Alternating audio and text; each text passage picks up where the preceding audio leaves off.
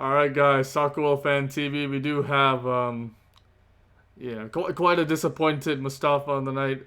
You know, the Spurs fan. Usually, at least for this season, you came into these match reactions with the win at the end of the mark. But of course, with the Liverpool thing, obviously on my end, technical issues, and man, I'm just gonna let you rant on for a little bit. Go for it. I just have one word to describe the whole game. Atrocious. It was it was atrocious. Terrible. Like everything was terrible. Um, this is something that I've noticed from several people, like from non-Spurs supporters and some of the Spurs supporters as well. Like they want to shift the blame to Mourinho. I personally don't blame Mourinho as much as I blame some of the players, like Dyer. But yeah, I don't think Mourinho deserves the blame he's getting because he's coming in with the tactics, and if the players are not going to perform up to the caliber of the game, then it's not his fault that it's not working out. But I do blame Mourinho for some of the things, like how he's been playing playing the team recently. Like when we saw Spurs in the beginning of the season, they were phenomenal. Like they were amazing. They looked like a club that wanted to win trophies. But now we look at the Spurs and we're like, what are they defending? They have everything to lose right now. They're in all the competitions. Well, not Premier League anymore, but the way they're playing, it's like, why are you being so passive? You know? They should be out there. They should be chasing it, but apparently not. And I blame Mourinho for that, for this passive play style. It's not going to work out every time. Like it might work out in one game or two games with the perfect team that you have with Son, Kane, perfect setup. But even then, it's not reliable.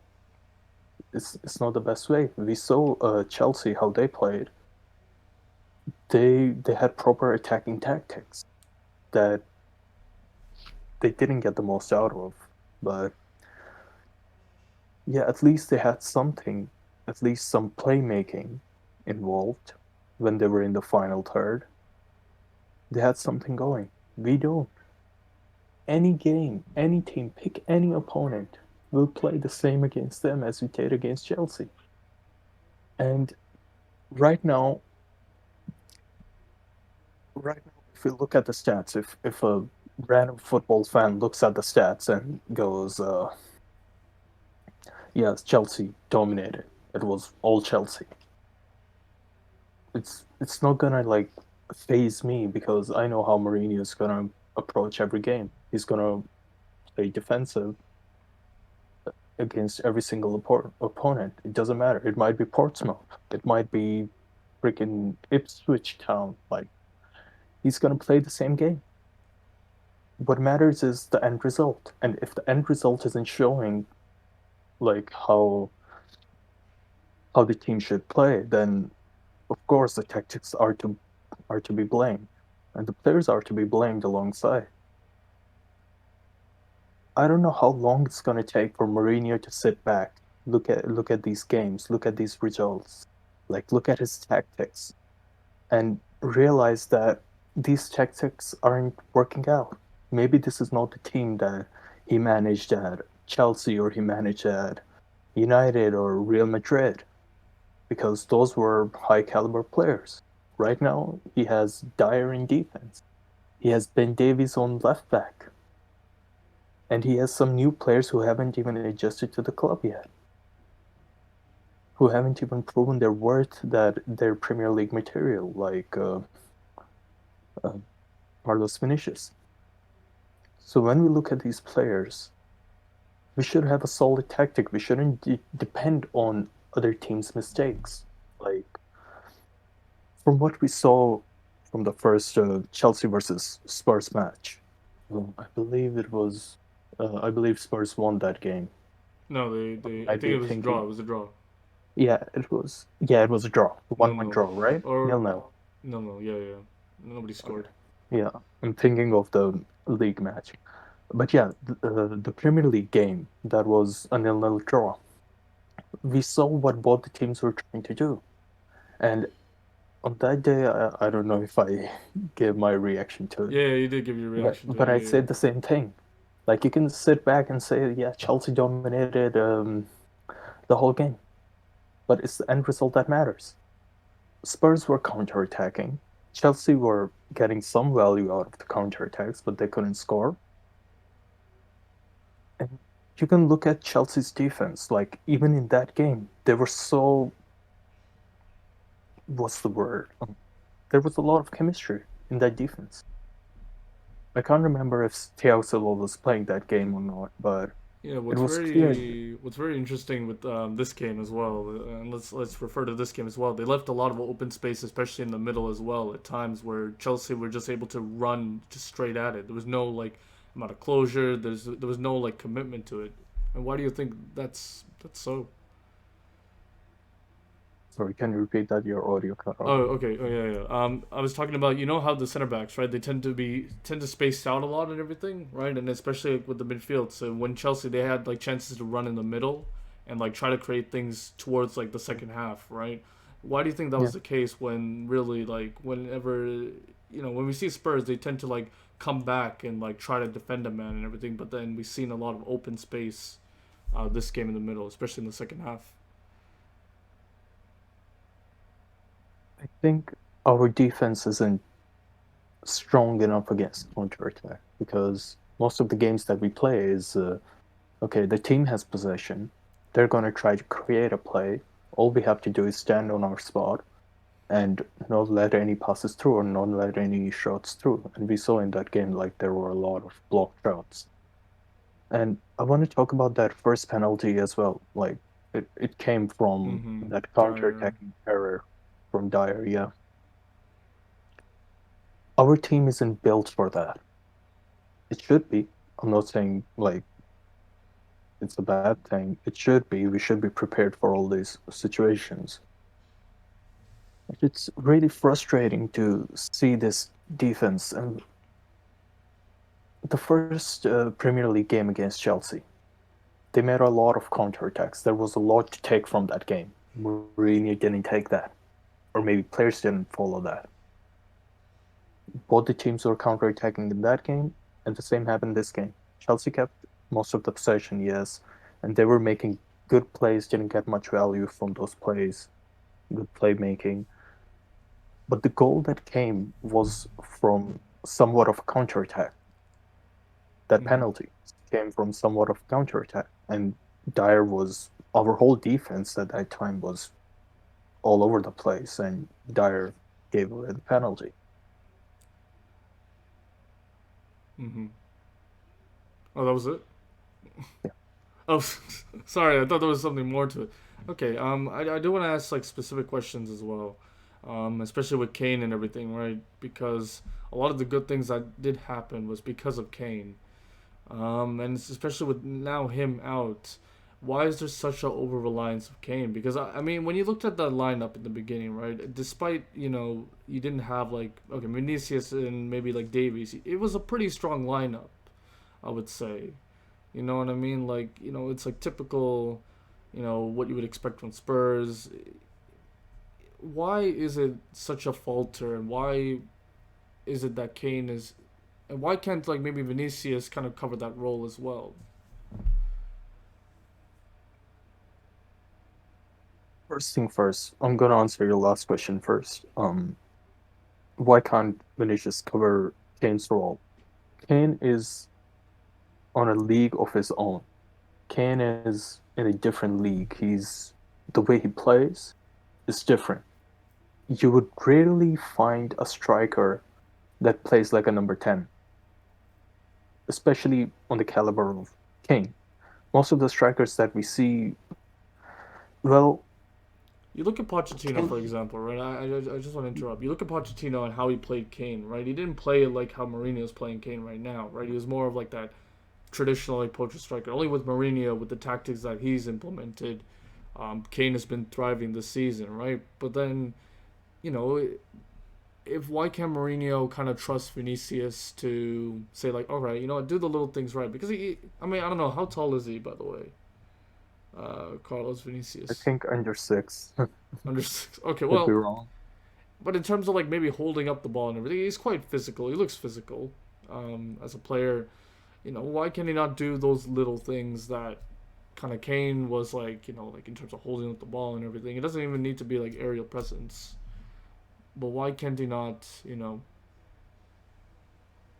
He's a lot pacier than Kane, and his ball is terrible, like compared to Kane. His passing isn't there. His awareness isn't there. If we're comparing it to Kane, he can't fill Kane's boots. What he can do is play to his own strengths, which is we saw somewhat of it, like in a couple of attacks in today's game, which is getting behind the team's defense, Mm-hmm. somewhat like what Sun does. But he can't do that. Like our tactics aren't really built for that. Who's gonna provide that ball? Kane isn't there. Also, one of the things that you mentioned that why is Spurs so reliant on Kane? I would say Spurs is also reliant on Giovanni Lo Celso, Sergio Reguilon. Like those players are really key to Spurs playmaking. Lo Celso Mm-hmm. is a great asset to the team, and Reguilon has been amazing every single game that he's played. And not having these players in the team, like it takes a hit, it takes a huge hit. Definitely, for sure. But you look at like Pochettino before, right? And to be fair, like I think you would agree as well. Like in some seasons, he's just haven't been completely backed either. And yet he took like teams beforehand that really did struggle and everything, and still managed to make it into like those top four places. Yeah. Even with like the injury problems that Kane did have later on. So I'm just asking as well. Do you think that in terms of the long run as well, because obviously you're still in a final and in the I believe in the League Cup, and you do want to get back into like winning ways and such as that. Do you think that Mourinho, in terms of the long run, I still think he's going to be in the short term regardless, but do you think in the long run he is the man to take Spurs into like that, to build a culture and like uh, you know, go for many big things ahead, or do you think that you know you should get someone that kind of, well, how Spurs like to see it? Because like apparently according to Spurs fans as well, they like an attacking style of play, and even if they, you know, back in the day with the report, at least they went at people. This is kind of something different to Spurs and the way they want to play. So There's a famous saying, uh, I don't remember it perfectly, but um, it doesn't matter what tools you have, what tools you're given. It matters like how good the actual person is using those tools. Yeah, somewhat like that. But yeah, I don't believe in that shit. There's no manager on the face of this planet that can fix Spurs. There's no manager at the end of the day. If the club is gonna act the way they're acting with every single manager, Spurs isn't gonna get anywhere. We see small teams make such big signings. Like, look at Everton. Spurs, when they signed James Rodriguez, Spurs was way ahead of them. Like, look at a Champions League final. Look at that year's performance. Look at the beginning of this season. They were ahead of Everton. They still managed to sign players like James Rodriguez. And other clubs, they're making big signings. The biggest signing that we have recently made is Gareth Bale, and that's on loan. A washed up Gareth Bale. And that just shows where our club's priorities are. You know, they care more about the finances than they care about the club. but I mean, And they this, did. I mean, look, in the long run, right? I mean, like you would think, like, okay, Mark Doherty came in yeah, terms of on pen and paper, he would have been good and everything. Of course, now we realize that he's not as good and everything. Region was actually a pretty good, you know, yeah, signing. Obviously, you know, it's not like paid and everything, like it's not confirmed, but still good. Hoiberg has been pretty good, I would Yeah, say, in terms of. So I mean, like Mourinho has been back this season, though. I would say for the most part. these names aren't huge names in comparison to some of the other signings being made. These aren't big names. These are mediocre players. Mm-hmm. Højbjerg, who even knew about Højbjerg before he joined Spurs? I mean, debatably, he's one of your better players this season Yeah, based on the signing. exactly. Like if our mediocre players can do that shit, then our club really needs to sit down and see what the team needs, what the manager needs. If the manager is not gonna have the right tools, I personally I don't know why we got Matt Doherty. I don't know what Mourinho is gonna do with him. I don't know how he's fitting into the club because so far he's been terrible. And they're just making signings to cover for spots. Like Vertonghen left. They signed Joe Rodon. Like he doesn't even come close to the caliber of Vertonghen. We needed a backup striker for Kane. We signed Vinicius. He doesn't fit into the club. Like the tactics aren't built around him, and they should be because he's the striker. He should be the one scoring the goals. And if the tactics aren't built around him, then yeah. One of the good recent signings I would say was Steven Bergwijn, which was last season, which was a really good signing, and he's somewhat helping the club. But how the tactics are uh, playing around him, he's not getting much value. And it's about tactics and how you're getting those players to perform. If if the tactics aren't built around those players, then those players are not going to get their maximum value. And you want those players to get the best value. At Mm-hmm. the end of the day, no player is terrible. No player is terrible. We saw Sergei Aurier last season and the season before that. He was terrible. Like he was one of the worst players Spurs had. But this season he's been performing well. He started off good, but now he's mediocre again. When we were playing aggressive, Aurier was getting so much value. Like when we had the aggressive tactics, when we beat United 6-1. Around that time, we were having the time of our life. But I don't know why. Like, once again, I don't know why Mourinho decided, yeah, let's just sit back. All right.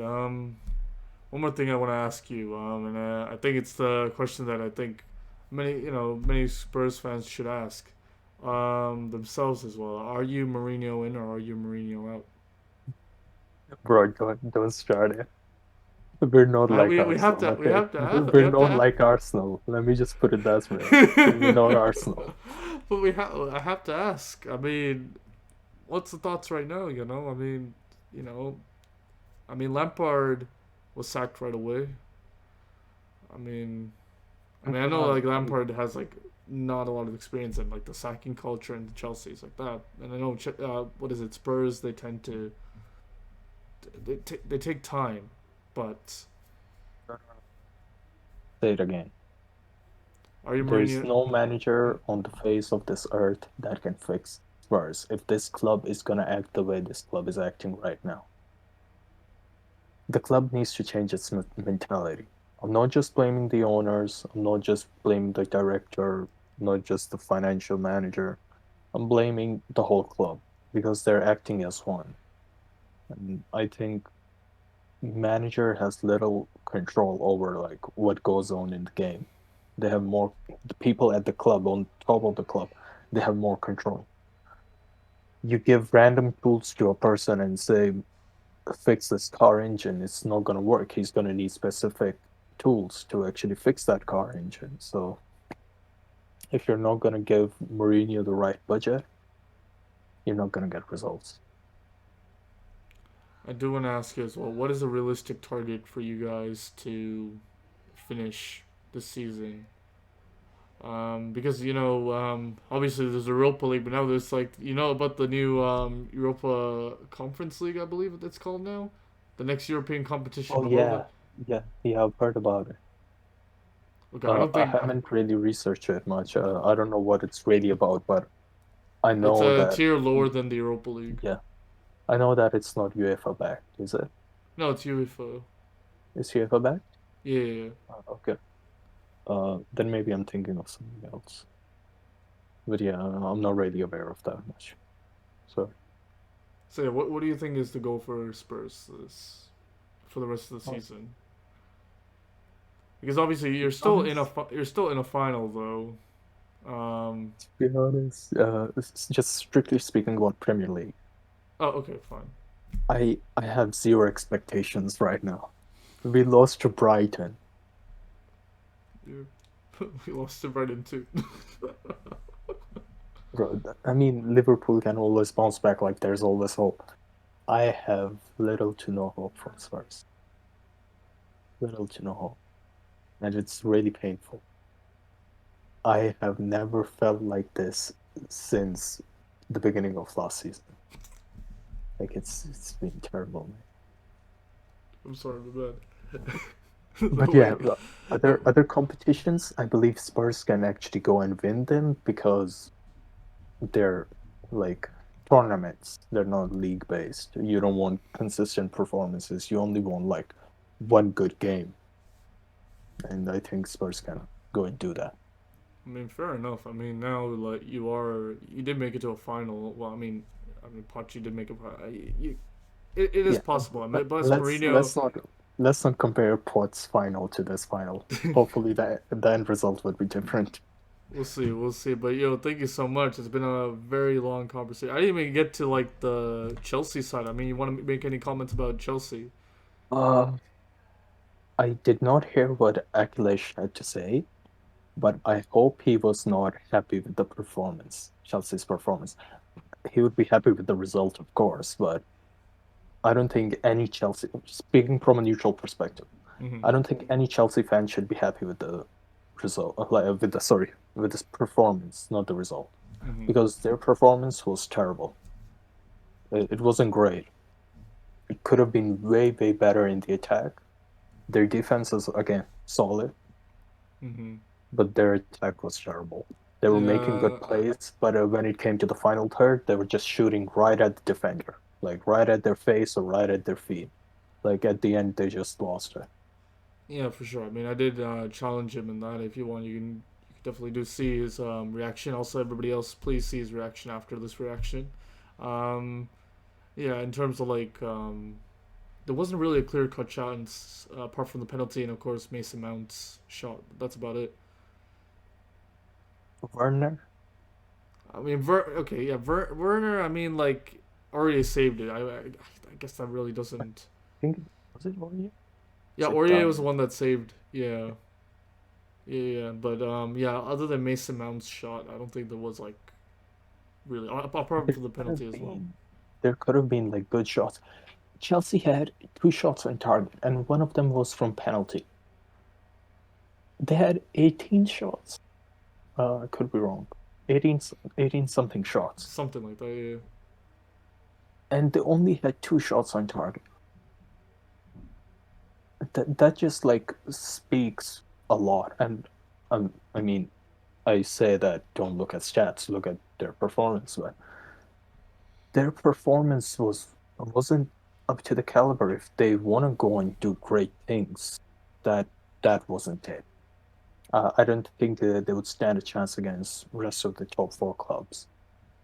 Well, they still have time though. I mean, Yeah, yeah. a fair assessment is next season, obviously, but that's something to keep in mind, and we can maybe look back at this and say, like, you know what, this is the moment where, like, yeah, that was the issue in terms of they keep a lot of possession of the ball, but they just can't get into the box. Kind of like us right now, just can't get into the box. But anyways, yo, thank you so much for your match. It's quite a long match reaction, so if any of you guys definitely took the time to listen to all this, you're a real legend. He would definitely appreciate it because it was quite a long rant. But yo, thank you so much, and I appreciate your thoughts on the game. No worries, man. Always happy to be here. And as always, please like, share, and subscribe, especially on this video. And if you, yeah, like I said, if you appreciate Mustafa's opinions, yeah, like and share the video as well. So, As always, guys, y'all take care and peace.